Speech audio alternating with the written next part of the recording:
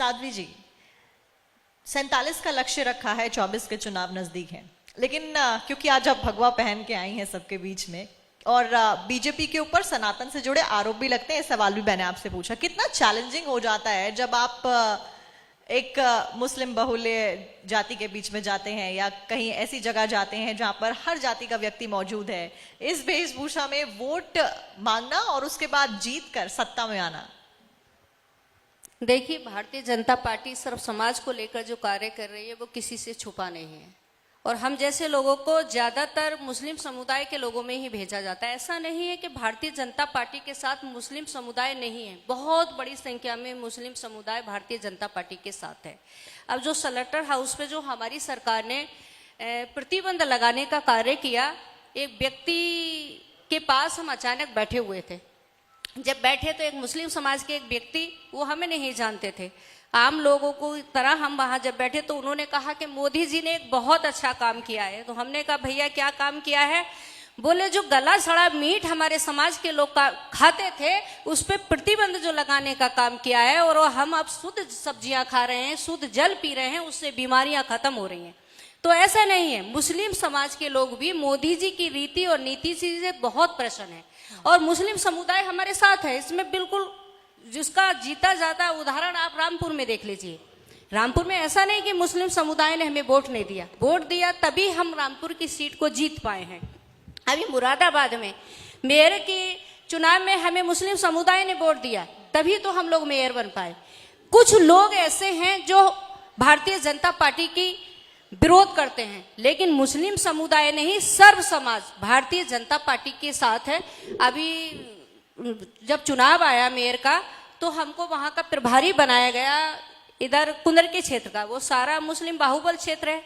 आप यकीन नहीं करेंगे कि जिस क्षेत्र में हम जाते थे पूरा गांव वहां इकट्ठा हो जाता था और मोदी जी की नीति और रीति के बारे में जब हम बताते थे तो वो लोग काफी प्रसन्न होते थे। हमें उन्हें बताने की जरूरत है, हमें उन्हें समझाने की जरूरत है। कुछ अन्य लोगों ने जो समाज का ठेका ले रखा है कि मैं इस समाज का ठेकेदार हूं, वो केवल मुस्लिम समुदाय के कुछ लोगों को भ्रमित करने का कार्य कर रहे हैं और ऐसे ही लोगों को हम समझाने का कार्य कर रहे हैं और जिससे भारतीय जनता पार्टी की सरकार पुनः 2024 में बनने जा रही है।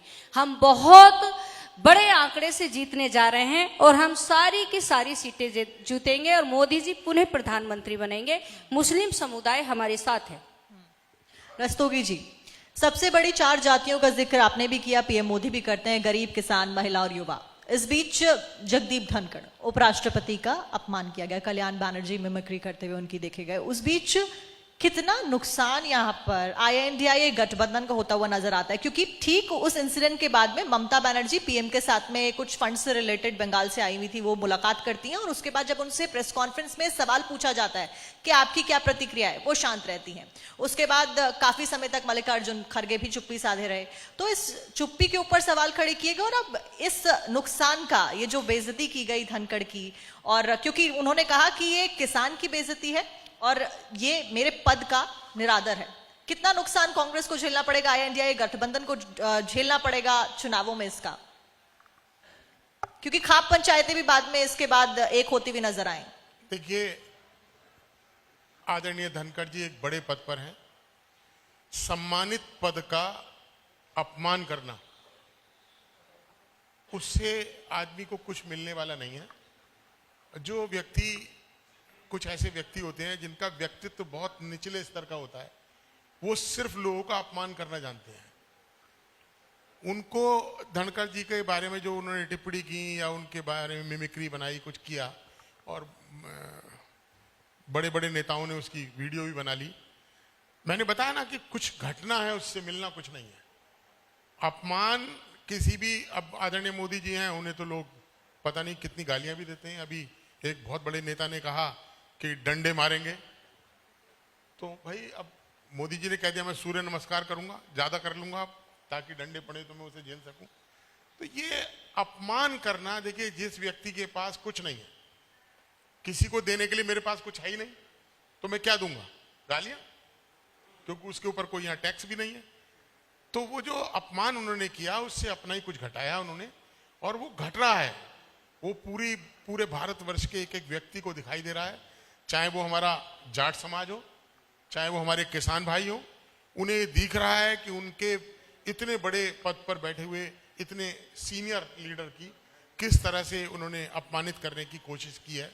तो ये सब, इसका परिणाम उन्हें दिखाई देगा, उसका परिणाम 2024 में उनको दिखने वाला है। ये परिणाम आएगा और मैंने आपको बताया ना कि सीटें पहले से और बढ़ जाएंगी और बीजेपी के बड़े लीडरों को तो ये डर होने लगा है कि विपक्ष कहीं समाप्त ना हो जाए। तो इस तरह का कार्य वो करेंगे तो ये खत्म होने की बात है, समाप्ति की तरफ बढ़ रहे हैं। कोई भी व्यक्ति किसी भी पार्टी का हो, आदरणीय ममता जी तो बहुत बड़ी लीडर हैं और आपने बताया अभी कि वो चुप रही। तो चुप रहना क्या होता है कि एक जो समझदार लोग होते हैं, बड़े लोग बड़े पद पे होते हैं, जब उन पे उस बात का कोई जवाब नहीं होता तो वो चुप रहने में ही अपनी भलाई समझते हैं। तो उस व्यक्ति के प्रति जो अपमानजनक बातें कही गई हैं, उन लीडरों पे उसका जवाब है ही नहीं, तो वो जवाब क्या दें? उसका बेटर है कि वो चुप रहें। तो उनकी कोशिश रहती है, भाई वो सोचते हैं चुप रहने वाला 100 को हरा देता है। अब वो 100 तो है ही नहीं, तो हारेंगे कहां से? तो आप चुप रहेंगे तो बेटर है कि भाई 2-4 और अपमानित होने से बच जाएंगे। तो वो तो अपमान जो उन्होंने किया है उसका खमियाजा 2024 में जनता देगी। और जनता इतनी समझदार हो गई है अब पूरे देश की कि एक एक जो कार्य हो रहे हैं, एक एक कार्य को वो बहुत बारीकी से नोट किया जा रहा है और वो कार्य जो किए जा रहे हैं अच्छे और बुरे, उनका आंकलन 2024 में होगा, जब 2024 में 400 से ज्यादा सीटें भारतीय जनता पार्टी की इस बार आने वाली है। 400 पार का नारा दिया जा रहा है, जनता डिसाइड करेगी, देखने वाली बात होगी। लेकिन रस्तोगी जी, क्योंकि हम उपराष्ट्रपति के अपमान से संबंधित वो मिमिक्री का जो मामला उसका जिक्र करें, उससे ठीक पहले संसद में सुरक्षा में चूक का मामला सामने आता है। जब इसके ऊपर प्रतिक्रियाएं आनी शुरू होती हैं तो राहुल गांधी के द्वारा कहा जाता है कि महंगाई और बेरोजगारी इसका कारण है। जस्टिफाई करते हुए पूरे मुद्दे को नजर आते हैं, वो पूरे मामले को नजर आते हैं। इसको बीजेपी किस तरीके से लेगी? क्योंकि महंगाई और बेरोजगारी का संबंध उन्होंने ये चूक से और जिन लोगों ने इस घटनाक्रम को अंजाम दिया उससे रिलेट कर दिया। देखिए, महंगाई और बेरोजगारी ये दो चीजें ऐसी हैं कि जिसके आंकड़े तो जनरल पब्लिक के पास नहीं होते हैं। लेकिन महंगाई, आप देखिए, लोग कहते हैं पेट्रोल 100 रुपए हो गया है ना जी। अगर मेरी तनख्वाह आज से 20 साल पहले 10,000 थी तो तनख्वाह भी तो 40,000 हो गई। अगर मैं कोई व्यापार कर रहा हूं, मेरी बिक्री आज 1997 में मैंने कंपनी शुरू करी थी, उस समय 5 लाख रुपए की बिक्री थी, आज 100 करोड़ की बिक्री है, तो बढ़ रही है ना। तो जब आदमी की आमदनी बढ़ रही है, लोगों को व्यापार मिल रहा है, लोगों को रोजगार मिल रहा है, उनकी आमदनी बढ़ रही है, उस हिसाब से महंगाई नहीं बढ़ी है। आप अगर अनुपात के हिसाब से देखेंगे तो महंगाई का आंकलन करेंगे तो महंगाई नहीं बढ़ी है। अब ये तो चूंकि मैंने अभी बताया विपक्ष के पास कुछ मुद्दे नहीं है, कुछ सवाल नहीं है, तो उन्हें ये बातें खड़ी करनी है। महंगाई बढ़ रही है, बेरोजगार पहले कितनी इंडस्ट्री थी? मैं दवा का व्यापार करता हूं, 97% दवाइयां इंपोर्ट होती थी, जो रॉ मटेरियल है 97%, जो मैंने आंकड़े पढ़े हैं, और आज 62% इंपोर्ट हो रही हैं। तो कितना इंपोर्ट घटा दिया मोदी जी ने? सिर्फ मोदी जी की उस पॉलिसी ने कि रॉ मटेरियल बनाने की फैक्ट्रियां देश में लगाइए, हम 1 विंडो सिस्टम देंगे। मैं फैक्ट्री लगा रहा हूं, 1 विंडो सिस्टम है, एक भी काम के लिए किसी दूसरी जगह जाना नहीं पड़ता। बड़ा प्रोजेक्ट लगा रहा हूं मैं, मेरा बड़ा प्रोजेक्ट लग रहा है, एक भी काम के लिए कहीं पे भागना नहीं पड़ता। एक बंदा है हमारा, वो लगा हुआ है, वो सब जगह जाता है, सारे काम फटाफट हो रहे हैं। तो ये उद्योगों को बढ़ाने का, उद्योगपति क्यों आएगा जब आप उसे उद्योग लगाने का माहौल ही नहीं देंगे? यहाँ पे पहले देखिए आप, जरा सा भी किसी की दुकान चल पड़ी तो फोन आ रहा है 5 लाख भेज देना, किसी की इंडस्ट्री चल पड़ी 5 करोड़ भेज देना, किसी ने कोई बिल्डिंग बनानी शुरू करी 1 करोड़ भेज देना। तो वो काम सब बंद हो रहे थे, और आज तो माफ कीजिएगा, मतलब 1 करोड़ भेज देना तो वो 1 करोड़ की जगह सीधा उसका टिकट कट जाता है, 5 लाख दे देना उसका टिकट जेल की तरफ चला जाता है। तो जो माफिया गुंडे ये थे, ये भयभीत हो गए, समाज भयमुक्त हो गया और वो भय उनमें ट्रांसफर हो गया, या तो चले गए या देश छोड़ गए या दुनिया छोड़ गए। तो ये जो भयमुक्त समाज है जिसकी वजह से ये कार्य हो रहे हैं, इन कार्यों को कोई नकार नहीं सकता। जनरल पब्लिक को ये बात पता है कि क्या कार्य हो रहे हैं और किस कार्य होने से पब्लिक को इसका फायदा मिलेगा, वो सब जनता देख रही है।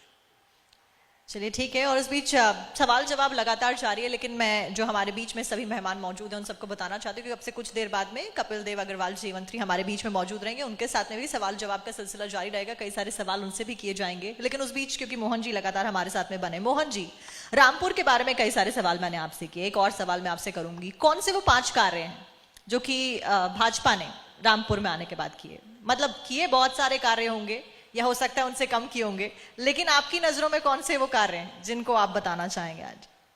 सबसे बड़ा एक काम है हमारे यहाँ शाहबाद से लेके और बाजपुर तक 4 लाइन, एक बड़ा प्रोजेक्ट है जिस पे काम चल रहा है।